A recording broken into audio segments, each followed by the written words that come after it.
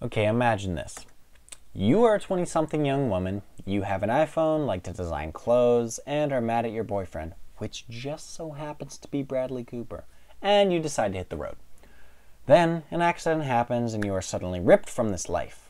You wake up with absolutely no knowledge of where, when, and why you are trapped in, wherever it is you are trapped in, and then, the door opens.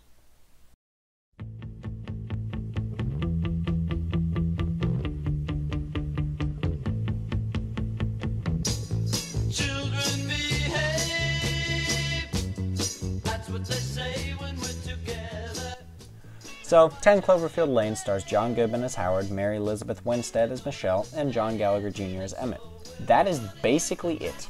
Aside from very few minor characters and Bradley Cooper literally phoning it in, that is all you've got. The three of them left to run this big show. And run it they do.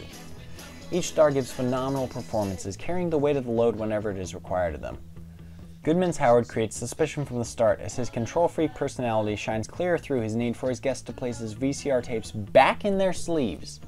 The three of them are in a bunker in what Howard believes to be the last remainder of humanity, and he is worried about a dead technology. He thinks it's the apocalypse. He wants to keep his VCR safe. Tell me that isn't brilliant writing.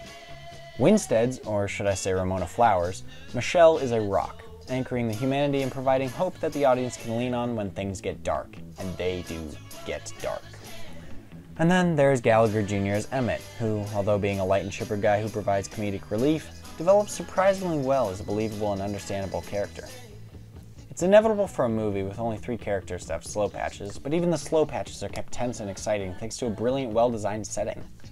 The tightness of the bunker makes the three so close physically despite their emotional separation, making ordinary encounters feel at times like life or death, simply because of the inability for them to get distance from each other. To put things into perspective, a character was getting a glass of water and I could not stop fidgeting in my chair because I thought that person was literally going to die. What I liked most about 10 Cloverfield Lane is its ability to create tense, edge-of-your-seat moments out of nothing. In the beginning, I was given no information as to what was going on, and that gave me a desire to learn more and more.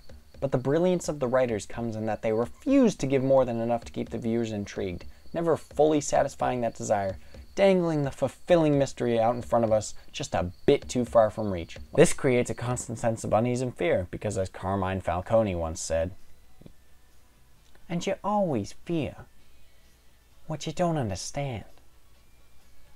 Howard embodies this mystery completely because despite having taken Ramona Flowers to his bunker and repeatedly telling her how she should be thankful, you can tell there's more going on inside this man. By far the most intriguing character, Goodman plays him to perfection, mixing both the manipulator and the savior, creating a truly disturbed man.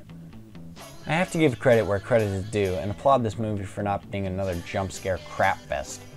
Instead, the movie chooses to go the honorable route and rely solely on its psychological thrills until it slowly seeps into some actually horrific stuff. Like, gross. That being said, the movie is not without its flaws. It does falter a bit in the third act, losing the mystery thriller aspect that made it so engrossing to begin with, but it wasn't a huge disappointment. I just preferred the tense thriller more than what the ending had to offer. All in all, 10 Cloverfield Lane is a great time at the movies. I was excited, thrilled, and left wondering more.